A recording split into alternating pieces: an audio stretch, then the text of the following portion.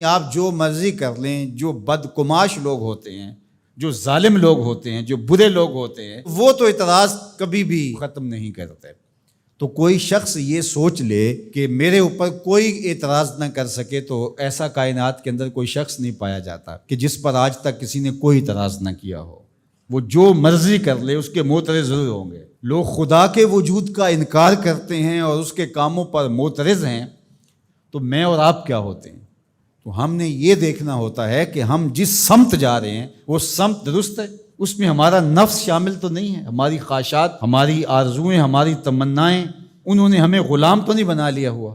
ہم جب اپنے رخ کو دل و جان سے سیدھا تصور کرتے ہیں اور اللہ کی توفیق سے وہ سیدھا ہوتا ہے، تو پھر سارا زمانہ بھی ہمیں ملامت کرے تو ہمیں اس کی کوئی پرواہ نہیں ہونی چاہیے۔ اور یہ آرزو کہ کوئی میری بات پہ معترض نہ ہو، ہاں آپ کو یہ ضرور کرنا چاہیے کہ آپ خام خواہ اپنے آپ کو اعتراض اور ملامت کی جگہ پہ نہ کھڑا کریں۔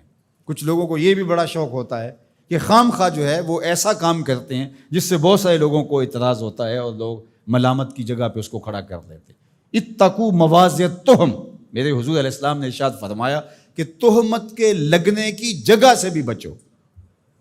آقا کریم علیہ السلام تشریف فرما تھے اور حضور کی اہلیہ محترمہ ان کو لے کر حضور رات کو ایسے نکلے، تو کوئی صحابی تھے وہ گزر رہے تھے، تو آقا کریم علیہ السلام نے ان کو پھر کہا میرے ساتھ میری اہلیہ ہے، تو انہوں نے کہا حضور ہمارے حاشیہ خیال کے اندر بھی کوئی اور بات نہیں آ سکتی۔ تو آقا کریم نے فرمایا کہ بے شک شیطان انسان کی رگوں میں خون کی طرح دوڑتا ہے۔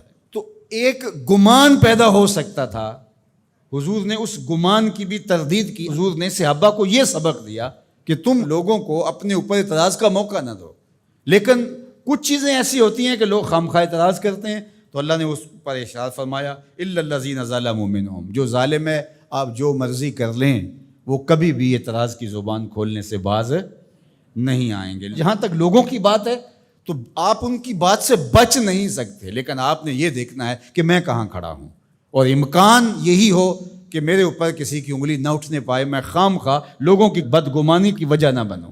لیکن ظالم، متشدد، سخت مزاج اور حسد، بغض اور کینہ رکھنے والے لوگ، ان سے آپ نہیں بچ سکتے۔ جب پیغمبر، رسول، نبی، حتیٰ کہ آپ نے سنا کہ انہوں نے کہا کہ ہمارا جبریل سے بھی اختلاف ہے، کبھی ایسا بھی ہوا ہے کہ کسی نے فرشتوں سے بھی جو ہے وہ لڑائی لڑی ہو، تو انہوں نے کہا نہیں ہمارا میکائیل سے سیٹنگ ہے لیکن جبریل سے ہمارا اختلاف ہے۔ تو یہ تو پھر کوئی فرشتہ بھی بن جائے تو اس پر بھی اعتراض ہوگا۔